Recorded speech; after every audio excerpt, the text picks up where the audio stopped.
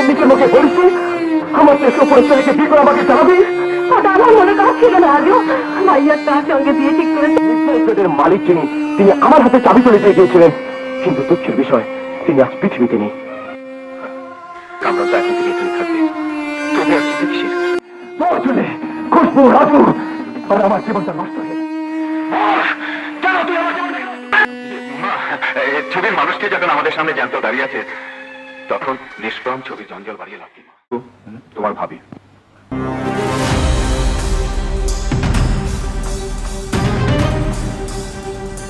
1994 সালে সিনেমা সম্পর্কে কিছু তথ্য জানাবো। সে সময় স্বর্ণালী দিন। সিনেমায় হলে উপচে পড়া ভিড়। ওমর সানি, শাবনাজ, ওমর সানি, শাহনাজ, ইলিয়াস কাঞ্চন, এটিএম শামসুজ্জামান, মিজু আহমেদ, রাজীব। এই ছবিতে বাঘা বাঘা প্লেয়ার অভিনেতা রয়েছেন। ছবিটি নূর হোসেন বলাই পরিচালিত। ছবিটি গ্রাম বাংলার গল্প নিয়ে এবং ছবিটিতে উঠে এসেছেন পারিবারিক বন্ধনের ভালোবাসা।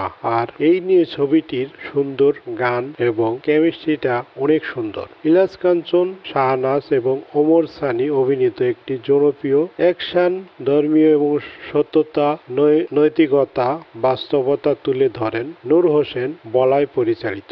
এই সিনেমাতে সামাজিক মূল্যবোধ উপরে জোর দেয়া হয়েছে। এছাড়া চলচ্চিত্রে ইতিহাসের এই ছবিটি সর্বকালের সেরা মহল সিনেমা নামে নামকরণ করা হয়েছে। এই ছবিতে কাহিনী: ওমর সানি এতিম, বাবা মা থাকে না, বাবা মা মৃত্যুবরণ করেন। ওমর সানি খলিল হোসেনের বাড়িতে পালিতভাবে থাকে। খলিল হোসেন ওমর সানিকে পালিতভাবে ছোট থেকে পালিয়ে বড় করে এবং খলিলের একটি মেয়ে শাহনাজ আর একটি ছেলে মিজু আহমেদ। মিজু আহমেদ কলেজে লেখাপড়া করে, কিন্তু সে বারবার এক ক্লাসে থাকে। তিনি বদমেজাজি এবং সন্ত্রাস টাইপের। তিনি গুন্ডা পান্ডা নিয়ে সবসময় চলাফেরা করে এবং ওইদিকে মিজু আহমেদের বন্ধু থাকেন ইলিয়াস কাঞ্চন। পরে খলিল হোসেন অসুস্থ হয়। অসুস্থ অবস্থায় তিনি মারা যাওয়ার আগে খলিল তার মেয়েকে শাহনাজকে ওমর সানির হাতে তুলে দিয়ে যান। পরে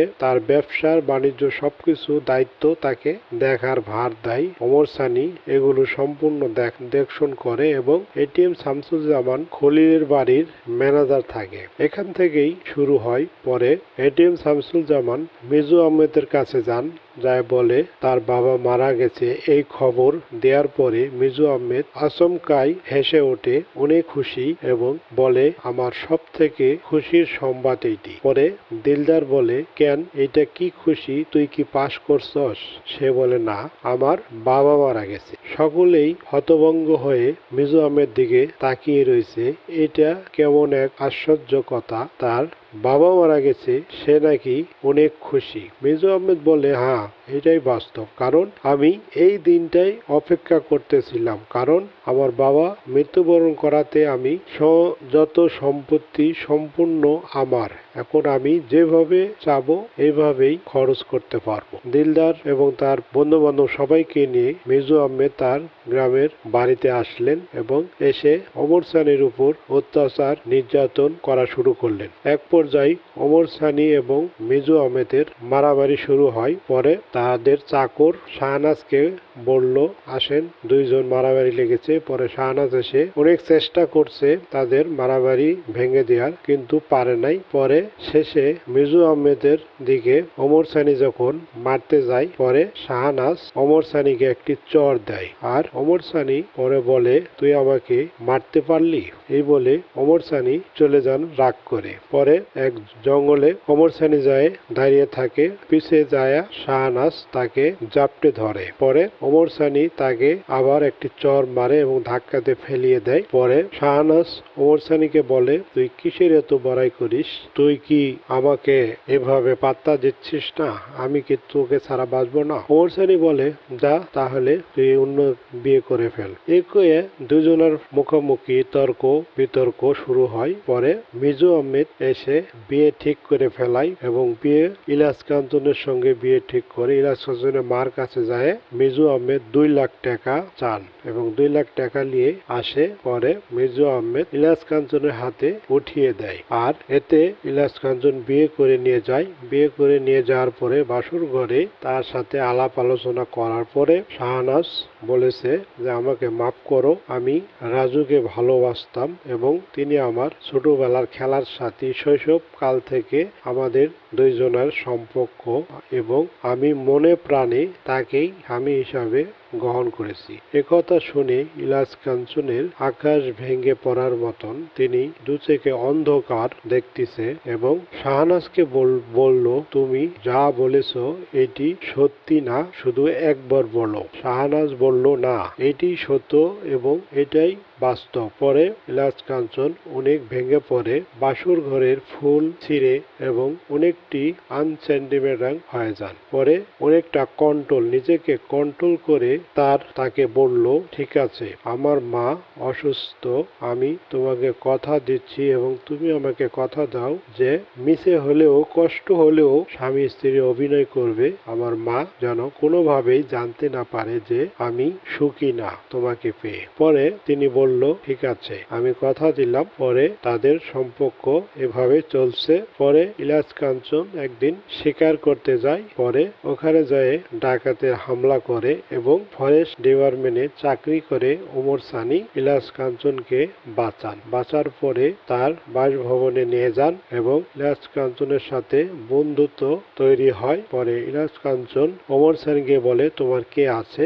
ওমর সানি বলে, আমার বাবা মা কেউ নেই, আমি যাদেরকে চাকর বাকর আছে ওদেরকে নিয়েই আমি থাকি। পরে ইলিয়াস কাঞ্চন বলল, ঠিক আছে, আমার মা আছে, আজ থেকে আমার মা তোমার মা, চলো তুমি আমার বাড়িতে যাওয়া। এই কয়ে ওমর সানি ইলিয়াস কাঞ্চন একসাথে ইলিয়াস কাঞ্চনের বাড়িতে আসে এবং তার মাকে দেখে মাথায় পট্টি বান্ডিশ, ইলিয়াস কাঞ্চনের মাথায় বান্ডিশ। তার মা বলে যে তোর মাথায় বান্ডিশ কেন? ইলিয়াস কাঞ্চন বলে, তার আগে বলেন তোমার মাথায় বান্ডিশ কেন? পরে এক কথায় দুই কথায় পরে বললো যে আমি কাকে নিয়ে এসেছি, ইনি এসে রাজু, তার মা বাবা কেউ বেঁচে নাই, আমি বলেছি আমার মা তোমার মা। পরে রাজু ওমর সানি তার মাকে সালাম করে এবং বুকে টেনে নেয়, বলল, হ্যাঁ, আজ থেকে আমার দুই ছেলে। পরে খাবার টেবিলে দুইজনকে বসাইয়া পরে ইলিয়াস কাঞ্চন বলল, ঠিক আছে, তোমার বৌমাকে ডেকে আনো। কাজের লোকেকে বলল, কাজের লোকেরা বৌমাকে ডেকে আনতে গেলেন এবং শাহনাজ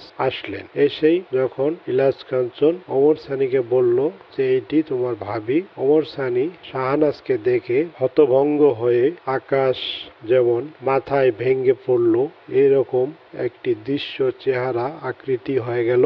সেখান থেকেই দুইজনকে তাকিয়ে থাকলো। পরে ইলিয়াস কাঞ্চন বলল, কি হইল? পরে ইলিয়াস কাঞ্চনের মা বলল, আমার নওশারের বউকে তোর কি পছন্দ হয়নি? ওমর সানি বলল, খুব পছন্দ হয়েছে, সুন্দর। পরে এখান থেকেই তার বাড়িতে থাকে এবং দুইজন একসঙ্গে একদিন পরে জন্মদিন পালন করে জন্মদিনে গান হয় এবং গানে শাহনাজ এদিক ওদিক ছোটাছুটি করে, তাদের গান শুনে। পরে ওমর সানি, ইলিয়াস কাঞ্চন, শাহনাজ তিনজন একটি গাড়িতে নিয়ে ওমর সানিকে তার বাংলোতে রাখার জন্য যান এবং ইলিয়াস কাঞ্চন আগে থেকে জানতে পারে যে এই সেই রাজু যার কথা শাহনাজ বলেছিল। তিনি অনেকটি আনশিওর আছিলেন এবং শিওর হওয়ার জন্য হঠাৎ করে গাড়ি মাঝখান বন্ধ করে দিয়ে তিনি গাড়ি থেকে নেমে ঢাকনাটা খুলিয়ে তিনি দেখলেন। পরে বলল, গাড়িতে পানি নাই, পানি আনতে হবে। পিছনে ঢাকনা খুলে একটি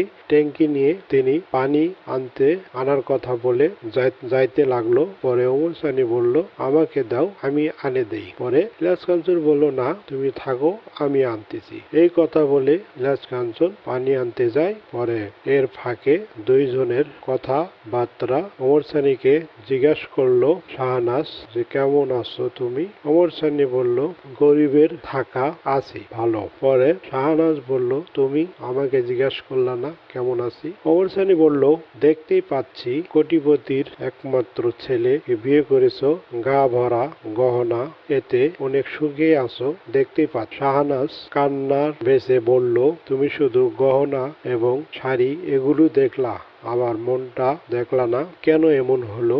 এভাবে কথা বলতে বলতে কাঁদতে শুরু করলো। পরে ওমর সানি বলল, এভাবে কেঁদো না, এভাবে কেঁদলে জানাজানি হবে। পরে কোথায় থেকে যেন হুট করে এসে মিজু আহমেদ ওমর সানির উপরে হামলা করলেন এবং গুন্ডা পান্ডা নিয়ে ওমর সানিকে ধরে ফেললেন এবং বলল, তুই আমার বোনের সংসার ভাঙতে আসতস, তোকে আমি মেরে ফেলবো। এই কয়া মারামারি শুরু, রক্তপাত শুরু হলো। পরে ইলাজ কাঞ্চন আসলো, আসার পরেই বলল রাজু এবং শাহনাজকে বলল রাজুকে গাড়িতে নিয়ে যা। পরে ইলাজ কাঞ্চনের সঙ্গে মারামারি। এই পরে শুরু হলো কাহিনী, যাতে দুই নায়ক এক নায়িকার গল্প। নূর হোসেন বলায়ের এই ছবিটি 1994 সালের সম্পূর্ণ কিছু তথ্য অনুযায়ী পাওয়া গেছে। এই ছবিটি আপনাদের কাছে কেমন লেগেছে HK1 বাংলা মুভি এই চ্যানেলে কমেন্টস করে জানিয়ে দিবেন। ওমর সানির ডায়লগ এবং ইলিয়াস কাঞ্চনের ডায়লগ, কার ডায়লগ সব থেকে বেশি ভালো লেগেছে এবং আপনাদের পছন্দের নায়ক কে, ইলিয়াস কাঞ্চন না ওমর সানি? আর শাহনাজ নায়িকাকে আপনাদের কেমন লাগে? আর এখানে কার অভিনয়টা সব থেকে ভালো লেগেছিল, যেমন মিজু আহমেদের, রাজীবের না ATM শামসুজ্জামানের? এই জিনিসের এইটাও কমেন্টস করে বলবেন। সকলকেই আবারও ধন্যবাদ। HK1 বাংলা মুভি এই চ্যানেলটি সাবস্ক্রাইবার এবং বেল আইকনটি বাজিয়ে রাখবেন পরবর্তীতে নোটিফিকেশন পাওয়ার এবং